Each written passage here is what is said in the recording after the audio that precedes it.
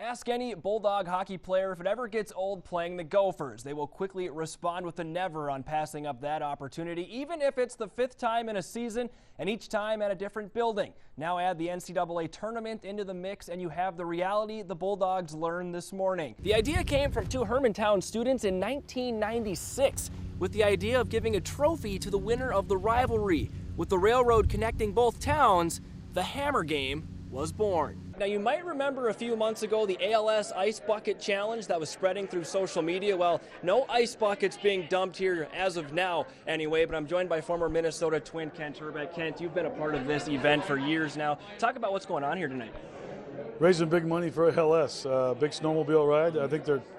Now, during this intermission, Coach Flaherty telling me he thinks his team finally has the jitters shaken out, so they're going to come out ready to step up their intensity for the second period. As for the Hawks, Coach Plant liked the way his team played. Obviously, they want to use what's left of this power play and hopefully be the first ones to put a tally on the scoreboard. It's empty now, but that's because the Wild have gone up 2-1, and what an atmosphere here tonight. Not an empty seat in the house, just over 19,000 fans in attendance, and as expected to be the same for Wednesday night. Now, with all the news involving head women's hockey coach Shannon Miller, don't forget her team is ranked 7th nationally and has won 12 of their last 15. The Bulldogs dropped to Bemidji State yesterday, looking for the series split today. First period, Katrina Razova gets UMD on the board first, her 5th of the season. Weather-wise, it feels like the end of football season, not the beginning, but yes, it is the spring football game here at Molosky Stadium. As UMD, now they expect to return 6 starters on both sides of the ball, but that leaves open some spots. The shooters make it look easy. You yell, "Pull!" The target takes flight, and you knock it out of the air with the pull of the trigger. As I found out, that's not so easy.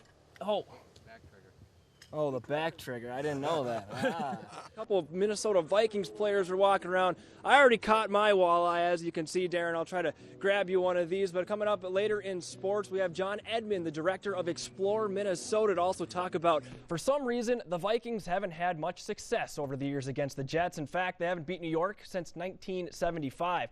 Today's game was one Minnesota would have found a way to lose last season, but not this year.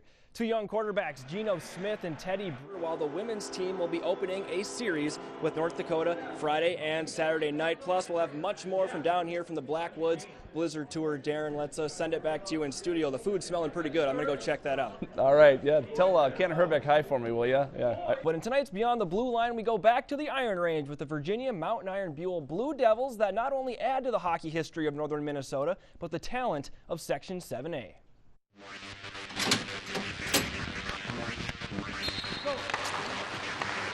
It's not just a passion for the game, but it's a culture. It's in your blood. The Virginia Mountain Iron Blue Devils are another notch in a long-standing hockey history on the Iron Range. The history starts on their sheet of ice.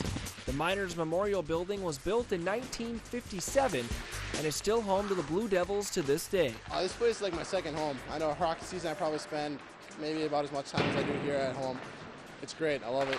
The Blue Devils got off to a slow start, but have found a groove as of late behind the guy that protects the cage. Our biggest area of strength right now is our goaltending, I think. In my opinion, I think we have one of the better goalies in the state. There's a little bit of pressure putting in that, but I guess it's kind of like why I like it. The pressure's on you, and you gotta keep a team in there sometimes, and you gotta make the big save to keep a team in it. There's no doubt the Iron Range has rich hockey history, but when it comes to the game, who is the king of the ice? I don't know who's ever got the best team. I say Virginia right now. It's all mixed up. You know, I think we're all pretty even.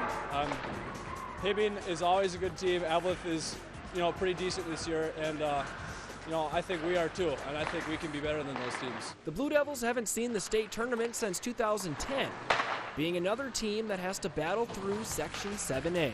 There isn't a section in the state of Minnesota, I don't care what any of the city's teams say, that's as difficult as ours. When you have Hermantown, when you have Marshall, when you have Denfeld and Hibbing and Virginia, you name it, Evelyn, all those teams, Greenway, there isn't a section in the state that is as tough as ours. The regular season still has 3 weeks to play out. The Blue Devils are going to play their game. We play hard, we grind, we get in the corners. Just a gritty team, not fancy, gritty. I love it being a Virginia Blue Devil. I would not wear another jersey ever.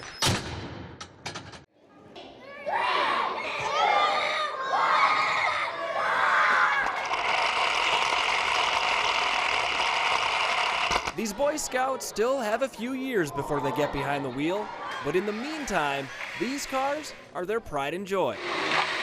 At first I had a little tiny Minion in it, but then I took that out.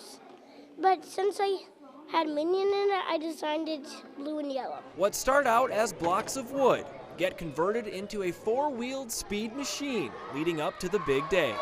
The kids make a car once a year, so once this car races, this car is not able to be used for a second time. So next year they need to start over from scratch and build another car. The science behind the race is simple. Use the 5-ounce weight limit and gravity to your advantage. Because you get to watch your car go down, and if you lose, you sometimes get to go again. The aerodynamics of the car come in all shapes and sizes, but to these racers, there's much more that goes into the car. I like the color of it and the Ninja Turtle. Whether it's Ninja Turtles, Wisconsin Badgers, or Legos. When normally pack members, today they're opponents. Last time I lost against Owen, and because Owens was super duper flat. As the cars make their rounds, the racers have their eye on one particular prize. Keep on going and we win. We get one of those trophies. Whether they took home some hardware or not, what once was a block of wood symbolizing growing up, the Pinewood Derby is part of being a Boy Scout. And they even learned a thing or two along the way. We need to put that thing in to get some more weight added in so that we could get it to go better. In Superior, with photojournalist Kyle Auney. For Eyewitness Sports, I'm Alec Ausmus. The Hawks have an unbeaten streak of 22 games as they continue to be one of the hottest teams in the state. Now, they do have state tournament experience, but winning that state title is their only goal. As the boys' hockey regular season came to a close, it's no surprise Hermantown finished number 1. We got a lot of sophomores this year that, contribute, and great goaltending this year. We had it in the past too, but we worked really good as a team this year. We've been really gelling this year. Gelling on the ice this season could be an understatement, as the Hawks finished the regular season with 22 wins, while averaging 6 goals a game and allowing less than 2, as this team shows no signs of slowing down.